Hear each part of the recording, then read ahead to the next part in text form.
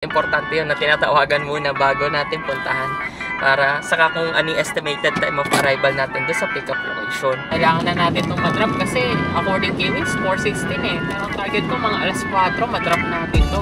Meron tayong tip na around 116 pesos. Sobrang traffic dito sa Pasig. Aray ko! Papunta na tayo sa booking natin na yan. Time check is 6:23. Mukhang nahuli si kuya, oh. Kita niya sa gilid. Parang may banggaan. Nandito tayo sa San Pablo. So, bumili tayo ng ube. Since na nandito na tayo, sikat ang ube dito.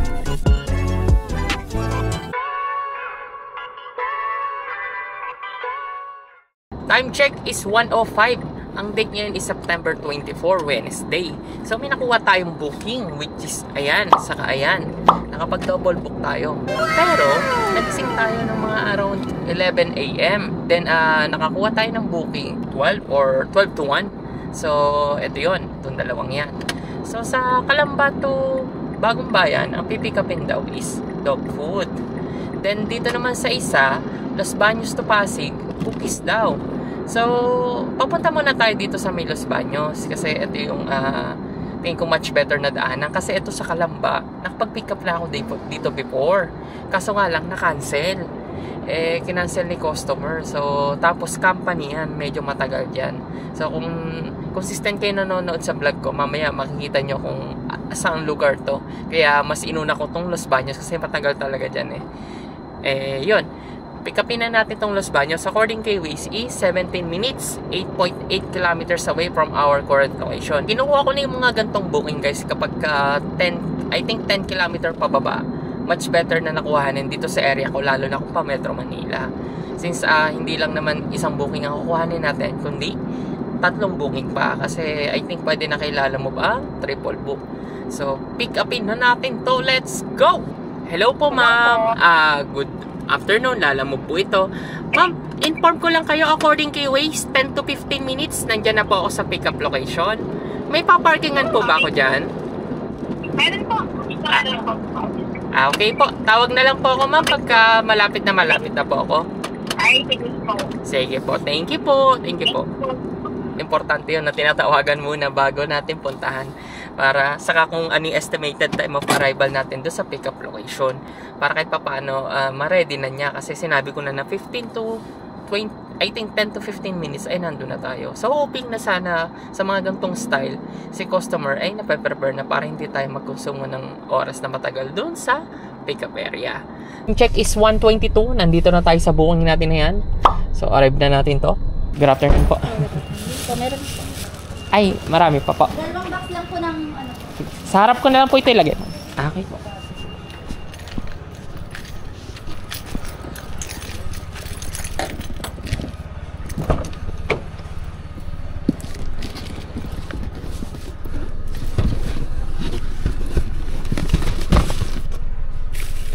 Okay po.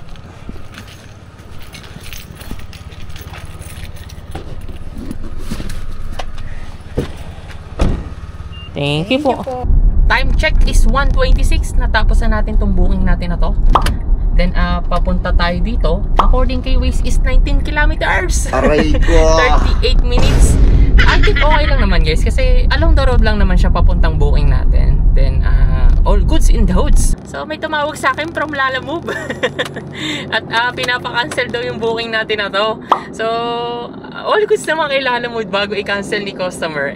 May advice muna kay customer service kay Lalamove regarding kung makaka-cancel ba ng biglaan or what. Kasi dati basic experience ko bigla na lang nakaka-cancel yung booking which is hindi good sa side ko So yun, share ko lang sa inyo yung experience ko para magkaroon kayo ng idea regarding sa mga cancellation ng mga customer. Let's go! Pick upin na natin according kay Waze ay 30 minutes, 16 kilometers. So let's go! Hello po, good afternoon, Lalamove po ito. Apo. Ma'am, Dumiretso na po kayo. Gana na po kayo? malapit na po ako sa pickup location. According kay Waze po, mga 10 to 15 minutes, nandiyan na po ako. Ma'am, inform ko na din kayo kasi parang rush yung item. Nakapag-pick up na ako dyan sa makikisuyo na po sana ako na i-ready na po kasi may event daw po dun sa may Robinson. Naka-ready na po. Apo, sige, di ba limang parang pipick upin ko na. Ano lang yun, 4 na case lang. 4 na case po. Ay, ano po yung na-pick up nyo dati? Ano Pet po? food din yun. Opo, pet food po. Kaso parang, Sige, sir. okay po. Di ba, Liz? Sige po, sir. Naka-ready. Ano, sir, si JP dyan po, kontakin nyo. Sige po, naka-ready na po siya, mama. Kumbaga, pipick upin ko na lang po. Okay na po. Opo, kasi tinawagan ako ni customer at may oras daw po dun sa Robinson. Eh, kung magtatagal po ako dyan, Sige po, sir. baka magkaroon ng problema po. May event daw po kasi Okay lang doon. po, sir. Ano oras na ba? Okay lang po, sir. Sige po, mga I think Ready na po. 10 minutes nandyan na po ako. Apo. Okay. Po. Sige po. Thank Sige you po, po. bye. Thank you po. Nagantay tayo ng matagal din, na-cancel pa. So, this time, tinawagan na natin kahit 30 minutes pa lang. Sinabi ko lang na 10 minutes para i-prepare na talaga nila. So, yun yung parang diskarte lang natin. Kahit paano, mapabilis yung transaction natin. Kasi, tinawagan ako ni customer at may event daw dun sa may pagdadrapan natin. So, sana kahit mga before 4, makarating tayo sa booking niya. So, let's see. Update ko na lang kayo. Time check is 1:58. Nandito na tayo. Good afternoon po. Lalamove po kay Sir JP papuntang Quezon City po. Karga.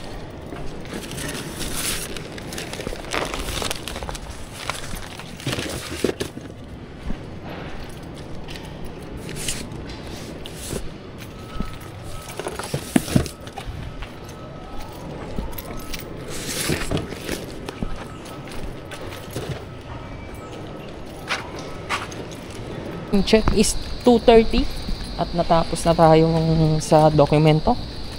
So, yun. Medyo matagal, 20 to 30 minutes tayo nag-antay. So, baba na tayo dito. Yeah, talunin na lang natin. Yeah. Time check is 2:33. So, sa wakas, nakalabas na din tayo dito sa company nila. Around 20 to 30 minutes tayo nag-asikaso ng mga documents. Guys, eto yung pin niya. Tapos, malayo yung ano niya, kaninang pinanggalingan natin, which is dito. Nakikita nyo ba? Yan. So, dito tayo mag-a-arrive kasi para hindi tayo ma-inaccurate. So, arrive na natin to. Lang guys, pagka kayo kukuha ng booking, make sure na babasahin nyo din yung nakalagay na doon sa address ng drop-off or pick-up. Kasi usually, mali yung ano yan yung mga pinaglalagay ng customer Katulad dito. Mali yung nilagay niya. Buti, nakapag-pick up na ako dito before at matagal nga talaga. At magpapaload muna tayo ng RFID dito. Tapos bili na rin tayo ng cereal iced coffee. 500 lang po. 500. Thank you po. Nakapag-load na tayo guys. So next step natin is iced coffee. 99 lang. Dalawang medium cereal iced coffee na. 79 ng isa nun. So ang laki ng matitipid natin kung bibili tayo. Tapos dalawa pa. Dalawang cereal milk iced coffee medium. Dalawang ano pa? Dalawang cereal milk iced coffee medium. Okay, forward lang po.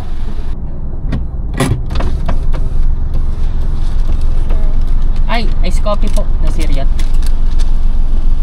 Yun lang po ba order nito? Apo. So yun, bibigyan pa tayo ni ate.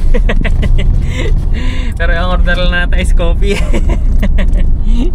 Baka sumakit siya natin pag tinanggap natin. So yun, papunta na tayo sa booking natin. At meron na tayong iced coffee. So 1 hour and 17 minutes. Time check is 3:31. Nandito na tayo sa may around C5. So far, kakaunti lang yung nagiging traffic. Parang hindi totally tayo nag-stop. So ang date ngayon is again September 24, Wednesday. Kapag Wednesday talaga, ang usually talagang walang traffic, pansin ko guys ha. Monday, Wednesday, and Thursday. Yan. So kahit paano maluwag sa area na nadadaanan ko, which is dito sa C5.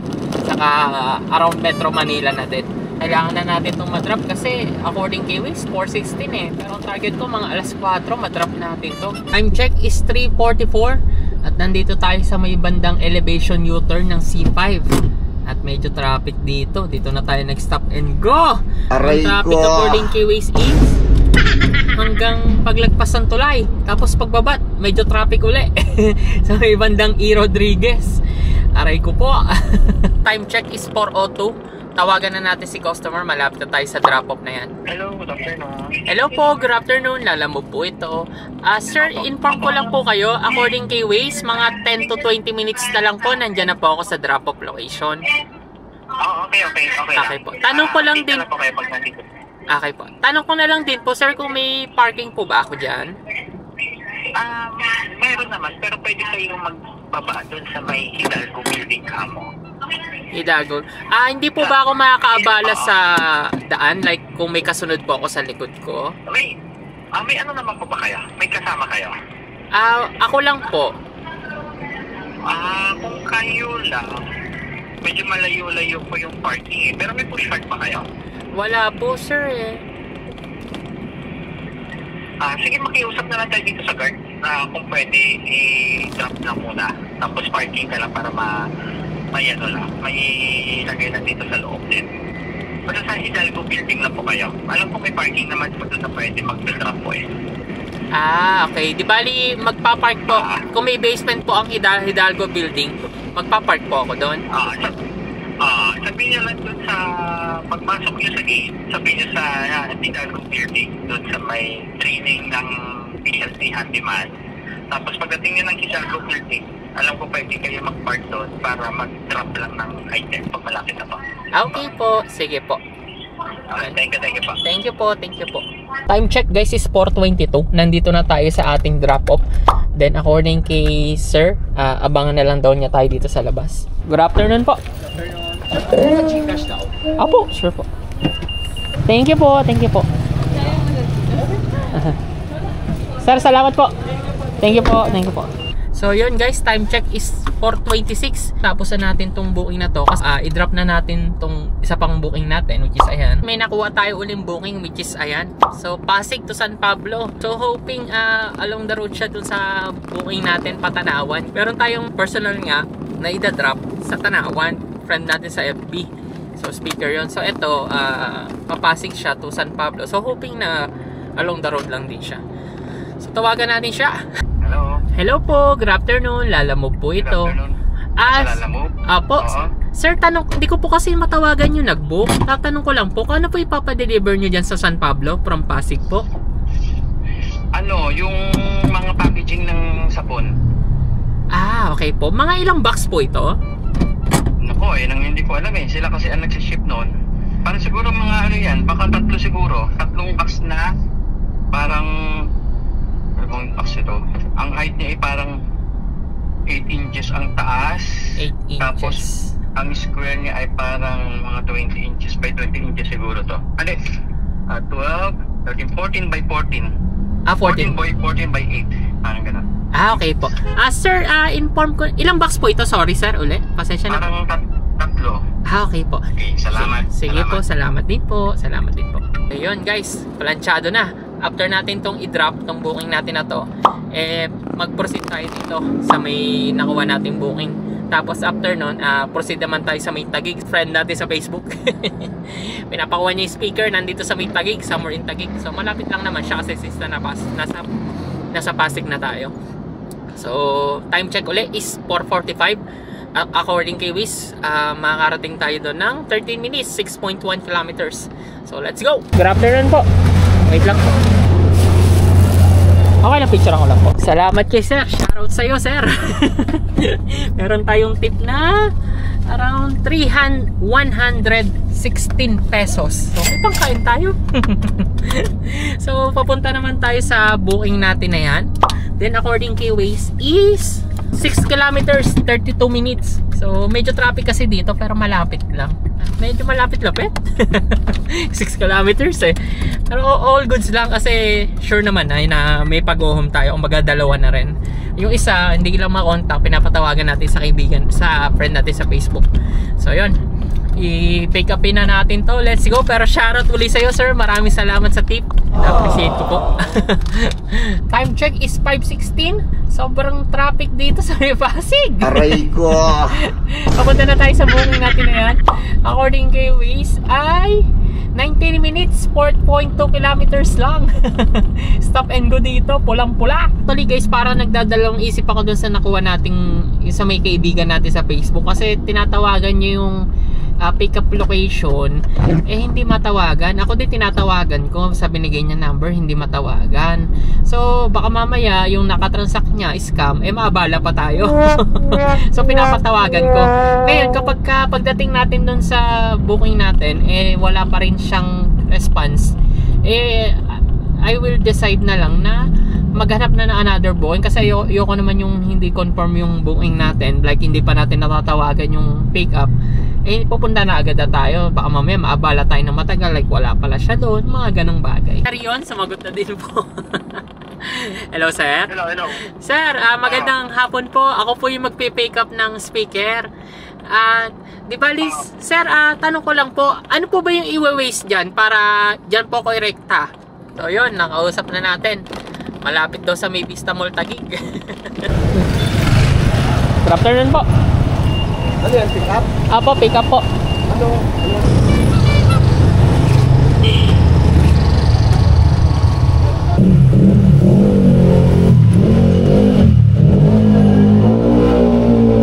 Tatlong klase lang yan.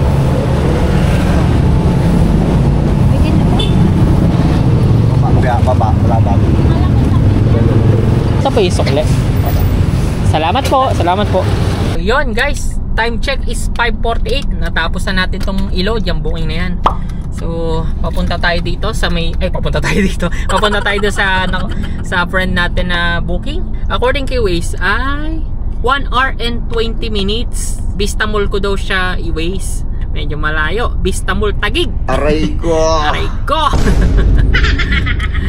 Time check is 6:23. Mukhang nahuli si kuya, oh. Aray ko. Kita niya sa gilid. Parang may banggaan. Nakakatabi sila eh. So, I think angkas to si kuya. Kasi may angkas na helmet pero naka-short lang. So, ingat-ingat kayo. Ingat kayo mga kuya sa pagdadrive, lalo na pag rush hour. Kalma lang kasi ang laking abala kapag kayo ay nabangga. So, 36 minutes. Saktong alas 7, makarating tayo doon according kay Waze. 6.9 kilometers. Ano yung bayan mo? Ano nyo yun? Friend ko po sa Facebook. Sa FB. Yung sa FB mo. Wala, namulan. Nandito ka na. Sige sir, pasok na ako Sige. Babaan nyo na lang sir. So guys, time check is 7:20. Natapos na natin yung i-load, yung pasuyo ng kaibigan natin sa Facebook. All goods.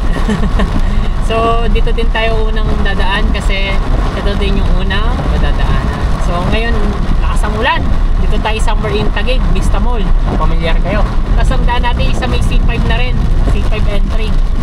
Tapos ang exit natin ito I think sa may Santo Tomas na. So update ko na lang kayo. Let's go! Hello po. Good evening. Lalamove po ito. Sir, inform ko lang kayo. Medyo traffic po kasi dito sa may bandang C5. Opo, according kay Waze po, mga around 9 to 9:30 makakarating ako dyan, sir. Okay. Sige, available naman. Hindi naman kami alis dito sa location. Okay po. Sige po. Baka kasi matulog na po. Kaya po namatawag po. Salamat. Okay po. Sige po. Thank you po. Advice. Salamat. Okay po. So, in-inform natin si customer regarding sa current situation natin. Kasi mahirap yun. Baka mamaya tulog na sila. Mahirapan natin ma-drop. Kaya kailangan kahit pa paano planchado. So, tingin ko naman mga 9 to 9:30 natin madadrop yung booking niya. This time check is 8:06 ng gabi. Nandito na tayo sa may expressway. Somewhere in Cabuyao area. At according kay Waze is 26 minutes. Nandun na tayo. 21 kilometer na lang. So may Tanawan pala ang drop off. So Tanawan exit din. So pagka-exit mo ng Tanawan, konting andar lang doon na. Chinek ko sa mapa eh. So I think hindi naman din nalalayo sa may San Pablo. Sir, good evening. Dumiretso ka na naman doon sa looban. Wala ka ngayon. Maselan din kanina. Pagbubuhat namin, hirap-nirap ako. Sige sir ha. Okay, sige. Thank you. time check is 8:36. Natapos na nating drop yung pinasuyo ng kaibigan natin sa Facebook at binigyan niya tayo ng 1,000. Solid yon. So mamaya isama na lang natin to sa earnings natin. Pero according kay Waze, makakarating tayo dito sa booking natin na to ng 44 minutes, 21 kilometers, so 9:20. So i-drop na natin to. Let's go. Eto po. Awa.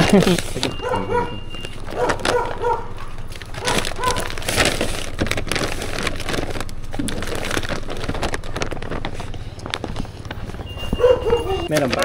Meron pa po. Po. Okay, thank you po, thank you po, thank you po.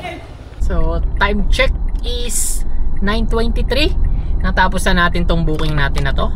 Pag-go home na tayo, guys. According kay Waze is 30 kilometers. Aray ko. From San Pablo to Calamba. So, let's see kung may makukuha pa tayong booking dito kasi alas 9 na eh. Pero for now, namimiss ko na kumain ng tamis anghang. So, kain muna tayo. Let's go! Sa last video nga pala, kukumpitin natin yung mga dapat iawas saka yung naging income natin. Tapos dagdag na rin natin yung 1,000 na binigay ni FB Friends. So let's go! Time check is 10 o'clock na ng gabi. Nandito tayo sa San Pablo. So bumili tayo ng ube. Since na nandito na tayo, sikat ang ube dito. Yan, 3 for 100. Siguro kagatin natin tong isa. Kasi kakatapos lang natin mag Quatogs, tamis anghang. Yan. So, all goods naman ang lasa. Na-miss ko, tamis anghang. So, naka-on lang din yung Lalamove app ko. Just in case na may ano tayo, booking na lumabas pag go home, eh di kuhanin na natin, sayang naman. Sa last video, awas natin yung mga dapat iawas. Kasama na rin itong mga pasalubong na din. Kahit pa paano, I think na naka 3,000 plus tayo for this vlog. So, let's see. Update ko na lang kayo. Time check is 10:45. Nandito na tayo sa bahay. At ito na din yung kinita natin for this vlog, which is eto siya. Yan. Pero may plus pa yan, guys, ha. At kasi ito yung gross pa lang ni Lalamove. Saka wala pa dito yung tip.